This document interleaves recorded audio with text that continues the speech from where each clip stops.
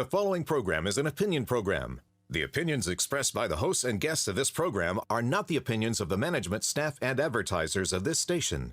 Please direct all criticism, concern, and adulation to the hosts of this program.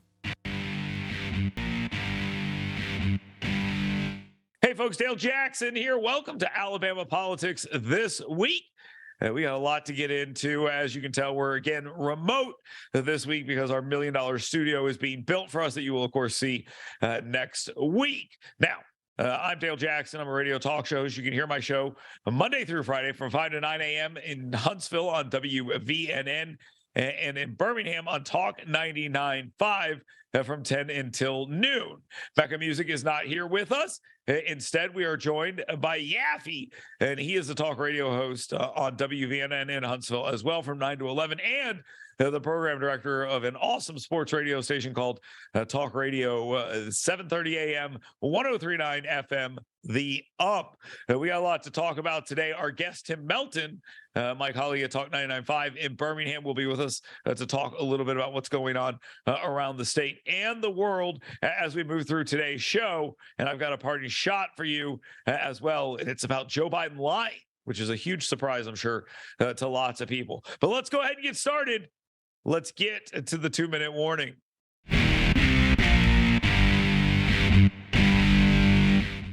All right, Yaffe, let's get started. Let's talk a little bit about the legislature. They had a special session called by Kay Ivey, and they were to go in, deal with these ARPA funds, dole them out, and everyone was to go home. It was supposed to take about 2 weeks, and here we are. It's taken just about 2 weeks. They came in, they did what they were supposed to do. It's clear they had a basic agenda of what they wanted to do moving into this session.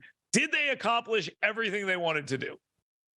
As far as I can tell, I don't know if that's a good thing, though, because when you're just spending tons of money and it takes only 2 weeks, some people kind of have a problem with that. But I guess the party leadership already had it planned out. They put it out there, and it's kind of like, okay, vote for it. And the Republican Party fell in line. I kind of wish we would take our time a little bit when we're spending this much money, but that's just the way it goes when you have a majority one-party state, basically. Yeah, a lot of people were very concerned about how fast it went through, but I just remind people, like you said, they already had a plan of what they were going to do. The leadership had a plan. It is $1.06 billion, and they just, out it goes. We're going to send it on rural broadband. We're going to send it on water and stormwater sewage issues, things like that. And there was a lot of talk about how much money different medical entities would get and things like that. So everyone seems to be a little upset about what's going on and not necessarily getting exactly what they wanted. But this is pretty much the way it had to go. They had this money. They had to spend it. There were some guide rails of what they were supposed to do with it. Is there anything that they should have done that jumps out at you? Because it seemed like very quibbly stuff like, oh, we should spend more money for the teachers' medical system. Oh, we should spend more money for this. And you heard, oh, we should expand Medicaid and all these other things. But the only thing that got changed when it went from the House to the Senate was they changed the way the stormwater and sewer water stuff was dealt with so they could spread that money around so everybody could get a taste of that sweet, sweet money, right? Yeah, I mean, I know some people have been kind of worried about how much money the hospitals are getting or some of the nursing homes, whether just handing them a bunch of cash is really a good idea, especially some of those rural hospitals are going to fail even after we give them the money. But for the most part, everyone seems to be happy. You're always going to have some of that quibbling when it comes to this much money. I am glad, though, they didn't expand Medicaid. There is a push for that, mostly from Democrats, but it's good we didn't go down that road, at least yet. Well, some states are doing that who are Republicans, and we're going to see that fight continue into the general session. Let's talk a little bit about the general session. State Senator Arthur Orr, a regular on my program, was pitched an idea a couple weeks ago by a talk show host. You may know him. His name is Dale Jackson. And he said, why don't you phase it out slowly? I made the ridiculous suggestion that we do it over 40 years at 1/10 of a penny. Senator Orr's suggestion is 4 years at 1 penny. And I actually love this idea. I think it's a great idea. I've noticed people are coming around to it. Tax reform is dead when it comes to tax rebates and stuff like that. It appears, it looks like instead this grocery tax removal has a chance. What form could it possibly look like if Senator Orr doesn't get his way? I don't know what else it would be unless you do a pause, kind of like what Anthony Daniels wants to do. I think Arthur Orr's plan is really good. Now, it does have a stopgap measure. So let's say the revenue really starts to lose money just after 2 years of cutting it. It'll pause it so the growth in revenue can eventually catch up to it. But I think overall, it's a good idea. It's actually kind of similar to Anthony Daniels because he wanted a pause for like a few months. This is basically testing it out for a number of years. And then if there's a problem, there's a pause. But if not, it keeps going. And they can always come back and blow the whole thing up. I mean, that's always a possibility too. And not saying they should, but they could come back and say, "Oh, this is costing us too much money." The way it works for anyone who's not paying attention to this, if the education trust fund does not go up 2%, then the penny does not come off. If it doesn't come up 2%, right, the penny does not come off. So it could take longer, but over the last couple of years, it's way beyond that. I mean, we're spending way more money. I think the sales tax revenue on the internet is kind of playing a role in this as well. And I say, you know what? Go for it. Take a big swing. Arthur Orr's taking a big swing. I don't even care if he's not going to credit me. By the way, I like his idea better than yours. I'm just saying. But I built the foundation. Oh, I see. Okay. And yes, Senator Orr stands on that foundation. Gotcha. Basks in the glory. So yeah, I think it's been a great idea, and he has improved it, no doubt about that. But they should still call it the Dale Jackson Grocery Tax Reduction Act. Just throwing it out there. Let's talk gambling here for a second. The Porch Band of Creek Indians, they are saying, look, don't forget about gambling. Now, from the legislature, we've heard, forget about gambling. I mean, that's what we've heard. Yeah. Nathaniel Ledbetter in the House, the Speaker of the House, Greg Reed, the Senate Pro Tem, Jim McClendon, the guy who offered up the gambling bill last time, that you would argue he's carrying it for the Porch Creeks. You hear all of that. All of them are like, no, not really that big of a deal. But the Winning for Alabama campaign, which is very similar to a campaign they've had before, focuses on $700 million in revenue every year that could come in, where that money could go, the jobs it will create, and basically saying it's a win-win for Alabama to do something like this. My only question is this: where does that $700 million they're creating come from? What do you mean where it comes from? The people? Who's it come from? It comes from Alabama citizens who are going to be using those casinos. Right. Exactly. So is it really just creating new revenue? I'm pro gambling. I'm the biggest proponent you could possibly have. I believe in the idea you recirculate money when it goes into something. You give money to a casino. The casino pays out. The casino uses vendors. Those vendors hire people. All this stuff is true. The money goes through the economy multiple times through there. But they're pushing this idea of $700 million in revenue and no drawback. Do they want open competition, or do they want they get good stuff and nobody else can play? That's what it is. I mean, there's no doubt that's why the Indian tribe is totally involved in this. A part of me thinks this is becoming the third rail of Alabama politics. Nationally, you have Social Security. Nobody wants to touch that. It's kind of the third rail. It's almost like gambling's becoming that, where people are like, every time this comes up, nothing ever happens. It's controversial. People get upset. I wonder if it's like becoming the third rail of Alabama politics, where the legislators just don't want to bother with it anymore. I thought the casinos taking a beating would really bring them to the table to beg for some sort of deal. Now, the Porch Creek Indians, I mean, look, if anything happens gambling-wise, they're going to benefit, and I think they know that. But they're not talking about lottery. They're not talking about sports betting. They're not talking about any of that stuff. They're just talking about giving them the ability, maybe a compact with them or something. They want the ability to do gambling, and they're pushing for it, and it's very interesting to see. Does it go anywhere? It looks like now everyone's saying no, no, no, no, no, but we've heard that about constitutional carry. We've heard that about school choice. We've heard that about basically everything. Are we going to see a push? We might see a push. I could see it where a couple of legislators kind of bring it out, and it's kind of a big surprise, and it gets a big story, and all of a sudden people are talking about it. My prediction, though, it doesn't really go anywhere for the reasons I cited. It's just we can't seem to come to a real agreement, and it's getting to the point where legislators just don't want to mess with it anymore. Yeah, I agree with that. Let's move to the last topic of this segment, Ukraine. A lot has happened in the Ukraine situation. Poland talking about potentially sending jets in there. We know those jets are not defensive. They will be hitting inside Russia. We will be having a conversation about that. Speaking of jets, there is an American drone that was taken down by 2 Russian jets, and that is becoming an issue as well. You've got Lindsey Graham talking about shooting down planes. You've got Sean Hannity talking about shooting down planes. You've got Ron DeSantis and Donald Trump both taking a position that, look, Ukraine is important, but not a vital American interest. And then being attacked from everyone from Marco Rubio to Elizabeth Warren, all over the road. The Ukraine hawks and the media love the idea of continuing to fund Ukraine if they'll continue to throw their young people into the Russian war machine. I, like everyone else, want Russia to lose. I do not want American soldiers on the ground. That's my dividing line here. And I don't want nuclear war. Call me a crazy person. So, Yavi, all this stuff happening. What's the biggest Ukraine story this week?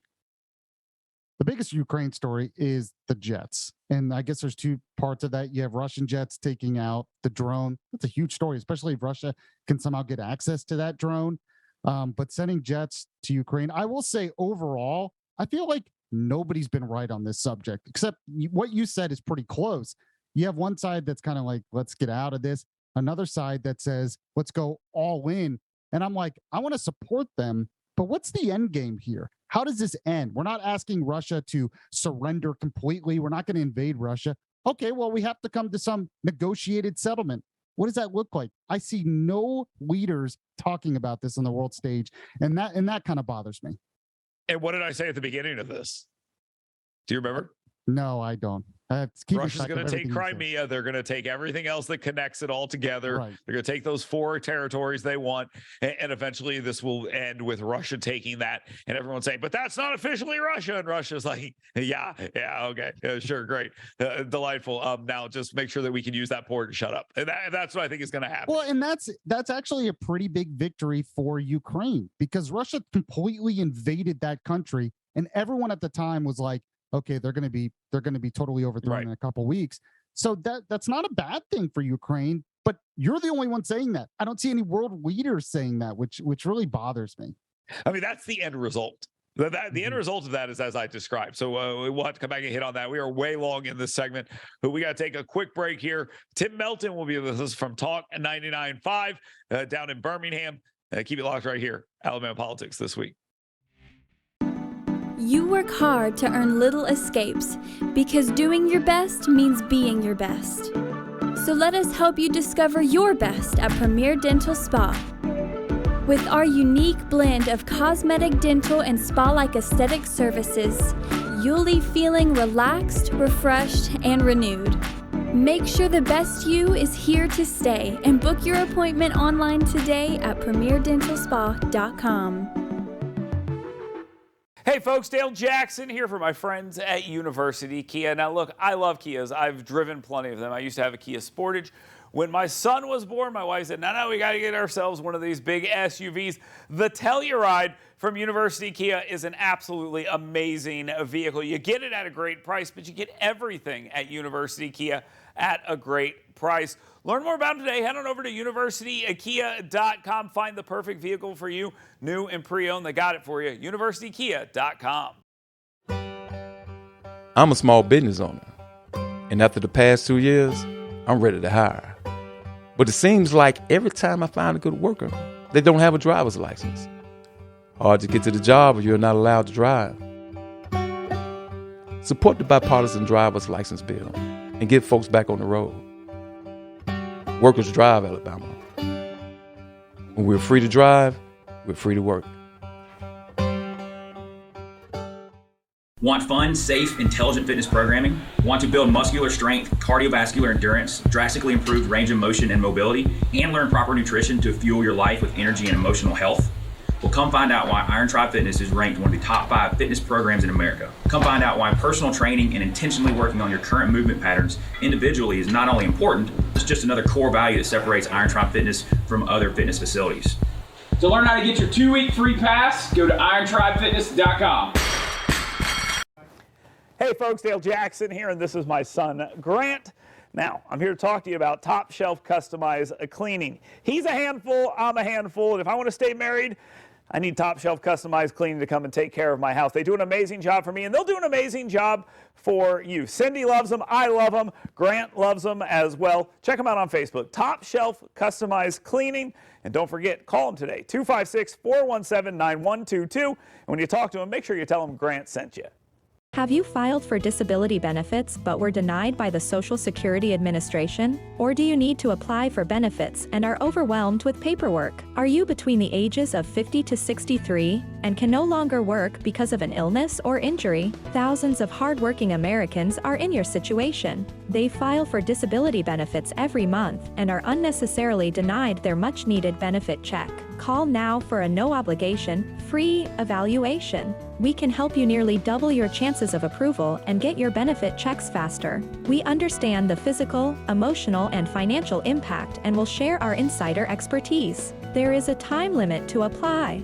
We're here to help you get your disability claim filed and paid as soon as possible. Please, time is limited. So, if you are between the ages of 50 to 63 and can no longer work because of an illness or injury, call right now and let us help you file your disability claim with the Social Security Administration. Welcome back to Alabama Politics this week. We are remote. Obviously, things are a little bit different. They're building our studio. We'll see it next week, so stay tuned for that. I am Dale Jackson. With me this week for Mecca Music, we have Yaffe from WVNN.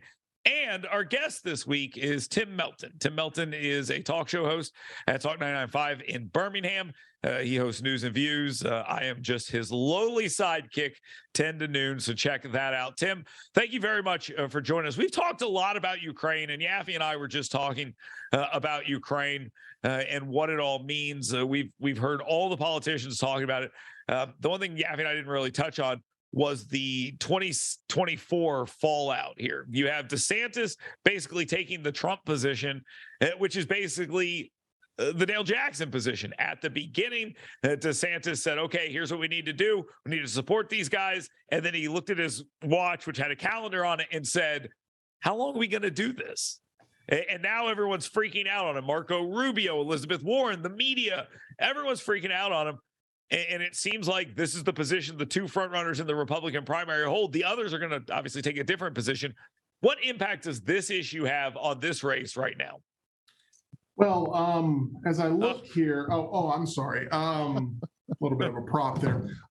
Look, DeSantis is taking criticism from all sides of the political aisle right now. Establishment Republicans, Democrats, GOP frontrunners. Is being attacked on this issue by everybody. There is no win for him in terms of getting a pat on the back from any of these groups. So he's just going to say what he believes, which is how he has governed in the state of Florida.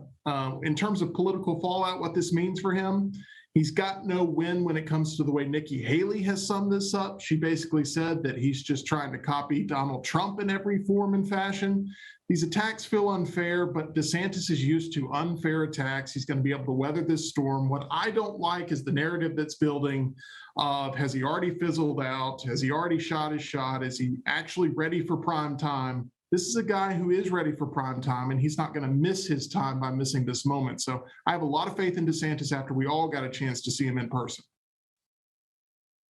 Yeah, and one thing that I want to say is when it comes to the idea of the end of this Ukraine war, do you think things are escalating too much right now?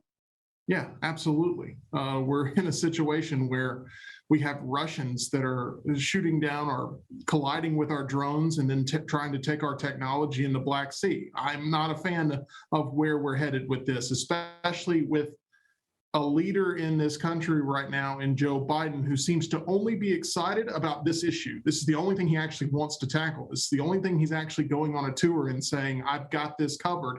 Everything else is falling apart here at home, which is why you're seeing, I think, a DeSantis response to Tucker that you saw of this shouldn't be our only priority. And the thing I find interesting about this, as you say, he's kind of jacked up about this. He's going over there and he's dealing with it and all that. Had he had the same energy for Afghanistan, we wouldn't be having this conversation. I mean, do you agree with that?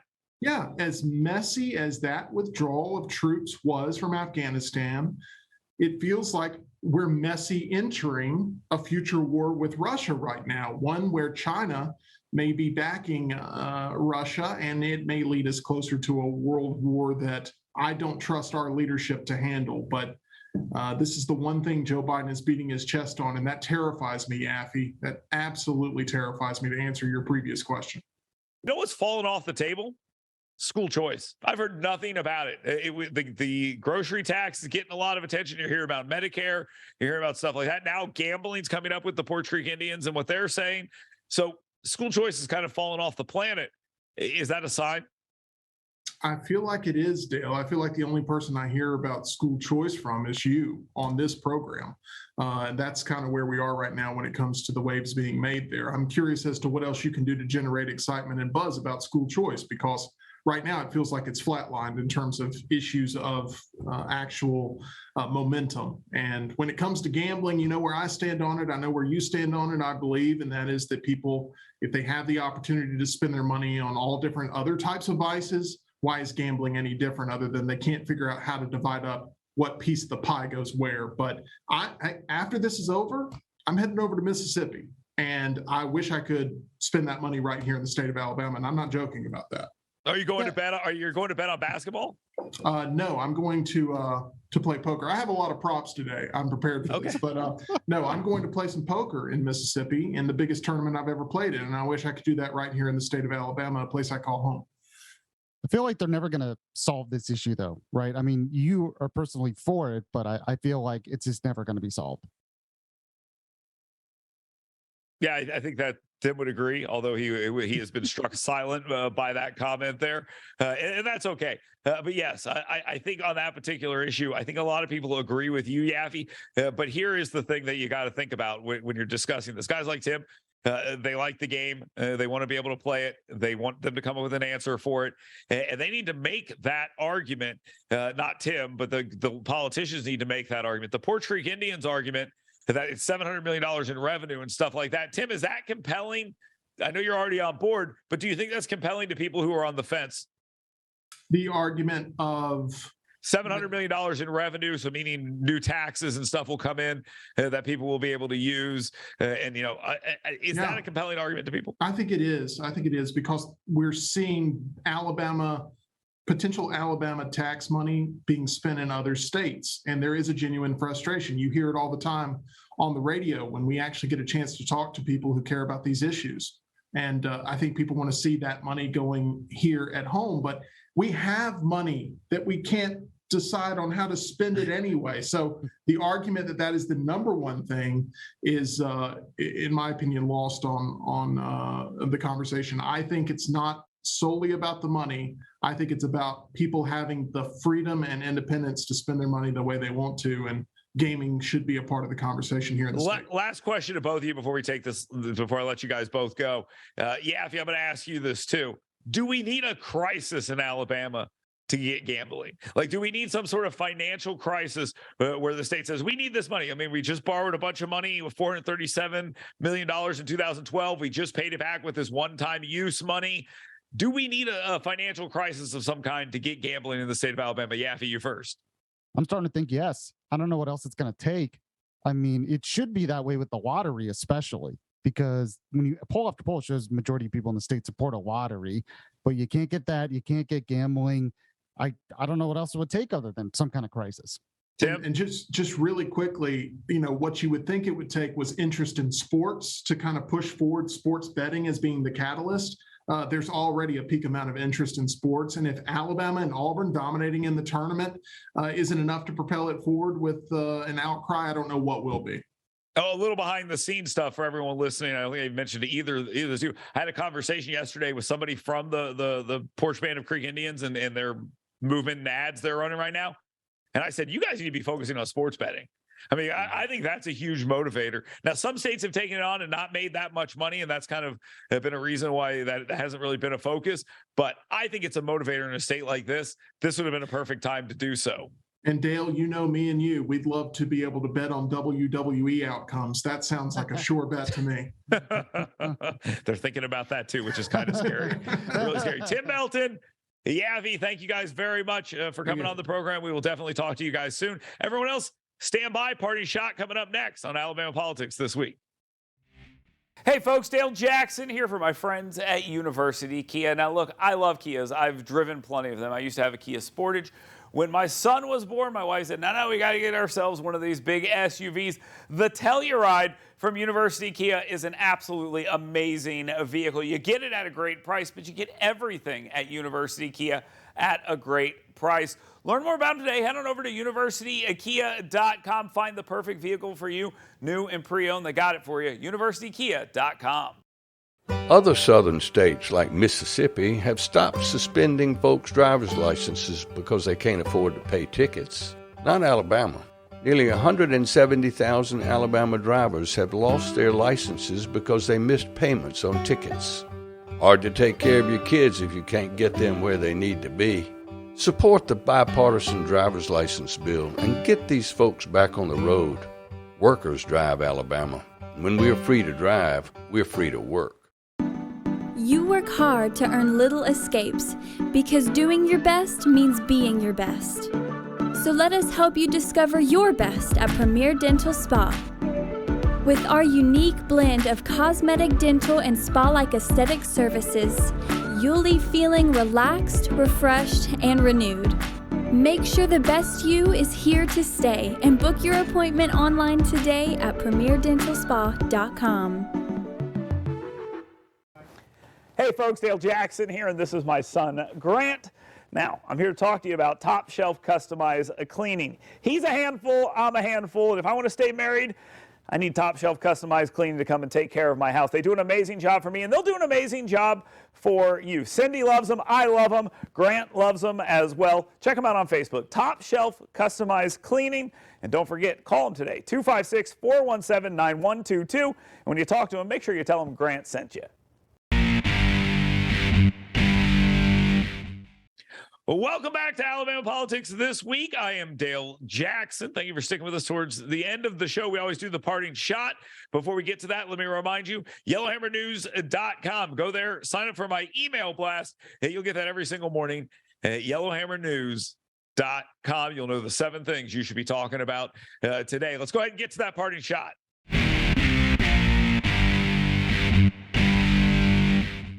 My party shot this week is directed at Joe Biden and the media that allows him to continue lying about everything. There is no reason to do this. It is a credibility killer for the American media to allow the lies Joe Biden tells every single day to go unchecked. Saying it's not a bailout, that's a matter of opinion, not necessarily a lie. But the story he told about gay marriage, for some reason he's talking about this on The Daily Show. Why are they discussing this? I have no idea. But he told them the way he knew that he was for gay marriage was he saw 2 gay guys kissing in his senior year of high school in Delaware. Now, here's the problem with that. The fact checkers refuse to look into it because it's too hard to figure out. But some people have, and they've determined that that would have been 1961. And the story he told was impossible because the 2 plants he saw them going into afterwards were like 7 miles away from each other. So the whole thing is a complete farce. Plus, Joe Biden then spent the next 40 years of his career saying he didn't want gays in the military and saying all sorts of things. So, again, a reminder, Joe Biden lies. What he's lying about is not important. The fact that he lies all the time is important, and the American media probably should be the target of this parting shot because they allow this to continue happening, and that's a big problem and a credibility killer. People have lost faith in their institutions. The media is a big reason for that, and stuff like this is a big reason as well. Thank you very much for watching Alabama Politics This Week. We will be back next week, hopefully from our brand new studios being built only for us and for nobody else. So stay tuned. Alabama Politics This Week.